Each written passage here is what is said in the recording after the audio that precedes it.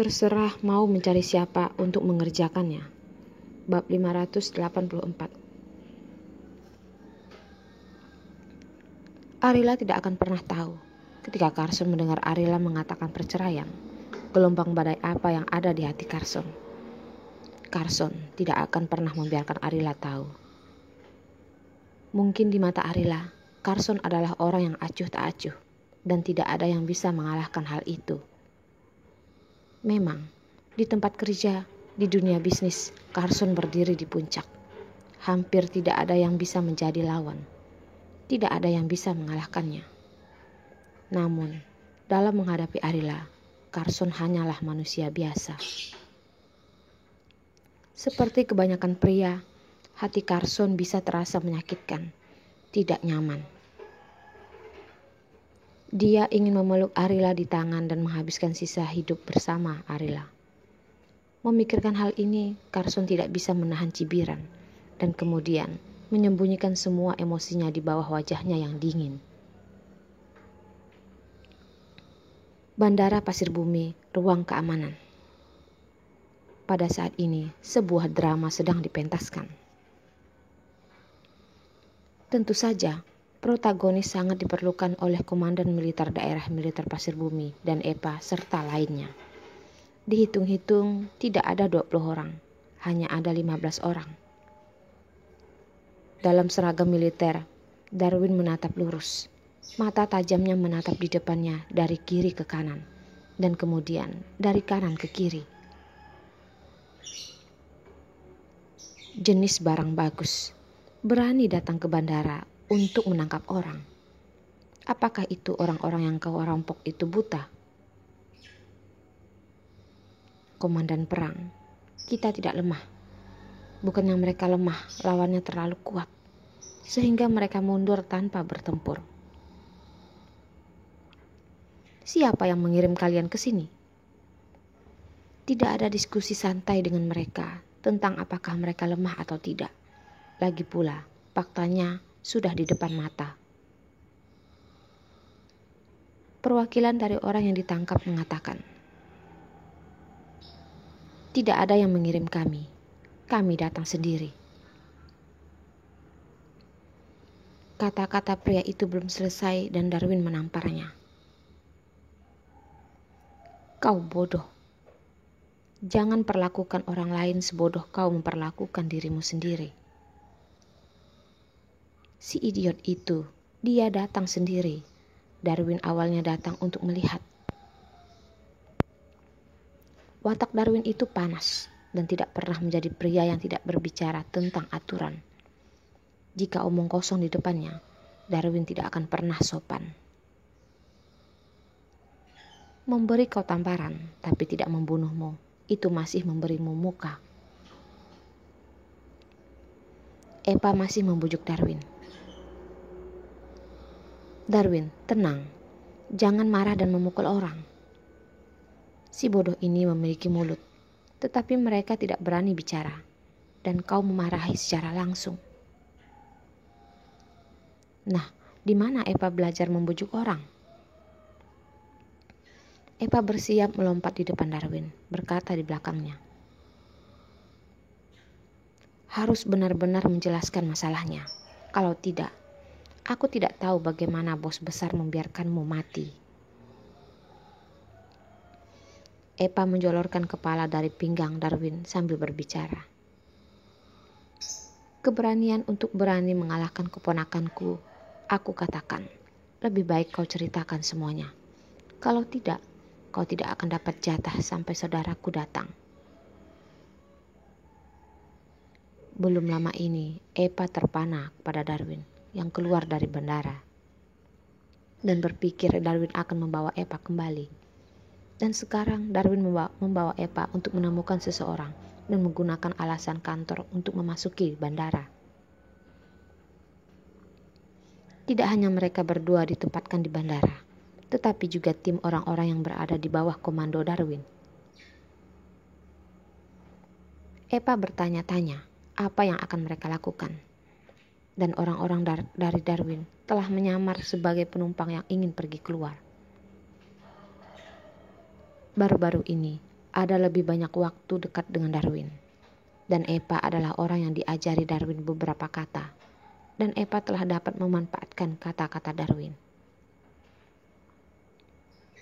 Orang-orang ini menggigit bibir mereka dan tidak mau mengatakan siapa yang menyuruh mereka. Epa benar-benar cemas dan ingin maju dan memukul mereka. Epa melompat dan berkata, "Darwin, mereka tidak akan mengatakannya ya. Kau serahkan saja padaku. Akan kubuat mereka berbicara. Bunuh ayam menggunakan pisau golok." Darwin tersenyum dingin dan melambaikan tindak lanjutnya. "Jika mereka tidak mengatakannya, bawa mereka kembali ke wilayah militer. Tidak peduli metode apapun yang kau gunakan." Darwin mengangkat pergelangan tangannya dan memandang saat itu. Dia berkata, "Sebelum jam 8 malam, kau harus membuat mereka berbicara." Bahkan sebelum mereka menangkap orang-orang ini, Carson sudah memberitahu Darwin bahwa ada orang yang mungkin pergi ke bandara untuk menangkap Arila dan yang lain. Faktanya, mereka semua tahu siapa yang ada di belakang layar. Tetapi biarkan mereka menangkap orang-orang ini untuk memberitahu penghasut di belakang layar. Biarkan orang itu tahu rasa pengkhianatan. Ini sudah cukup. "Darwin, apakah kau mengkonfirmasi bahwa orang-orang itu akan memberitahu penghasut di belakang layar?" Orang-orang itu dibawa kembali ke wilayah militer Pasir Bumi, tetapi Epa masih memiliki beberapa kekhawatiran. Darwin berkata dengan arogan, "Kecuali jika mereka itu adalah orang mati." "Tidak, bahkan jika itu adalah orang mati, selama ia memasuki wilayahku, akan memiliki kemampuan untuk dipaksa berbicara." "Bisakah orang mati masih berbicara?" Epa meliriknya dengan tidak puas. "Darwin, bagaimana aku menemukan bahwa kau ternyata bisa melakukan ini?" Darwin meletakkan satu tangan di bahu Epa, lalu berkata, "Epa, kau tidak mengerti banyak hal, dan ikuti aku untuk belajar lebih banyak." Epa menghantam pinggang Darwin. "Ada banyak pencerahan dari Panglima Perang, tetapi sebelum kau mengajarkanku, katakan padaku terlebih dahulu. Apa yang sebenarnya yang terjadi antara Carson dan Arila?" "Jangan khawatir. Di antara mereka tidak terjadi apa-apa. Jika ada sesuatu, akankah saudaramu membayar begitu banyak untuk mengatur Arila pergi ke Amerika Serikat?" kata Darwin. "Tidak apa-apa. Bercerai, kau masih tidak mengatakan itu tidak apa-apa." Mendengarkan kepolosan Darwin, Epa cemas.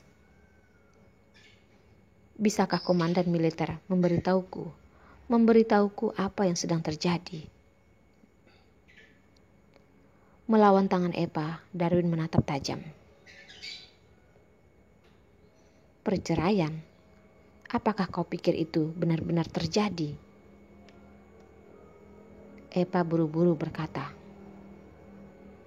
"Perceraian sudah dilakukan. Apakah itu semua palsu?" Darwin mengulurkan tangan dan menepuk kepala Epa. "Aku masih berpikir bahwa kau cerdas, dan kau cukup bodoh untuk menjadi seperti babi pada saat kritis." Darwin berbicaralah dengan baik, jangan cemburu. Seperti yang dikatakan, Epa tiba-tiba menyadari. "Darwin, apakah maksudmu mereka tidak bercerai sama sekali?" "Namun itu tidak mungkin." Darwin tersenyum dan berkata, "Sertifikat perceraian itu, jika kau mau, kakakmu dapat membuat orang memasangnya." Epa terkejut. Apakah sertifikat perceraian itu juga palsu? Apakah itu benar? Darwin berkata, Biro Urusan Sipil hari ini sedang libur. Kakakmu meminjam kantor orang lain dan baru saja menemukan seseorang untuk melakukannya untuk mereka. Bahkan cap itu juga palsu. Mereka tidak bercerai? Itu hebat. Epa melompat dan berteriak di leher Darwin dan mencium wajahnya. Aku tidak menyangka kakakku itu begitu malu. Darwin tersenyum dan berkata, Aku tidak berpikir bahwa saudaramu itu sangat malu. Rubah tidak memiliki saudara laki-laki. Dia biasanya memiliki lebih sedikit kata-kata. Bukannya sebenarnya aku tidak tahu apa-apa, tetapi itu membosankan.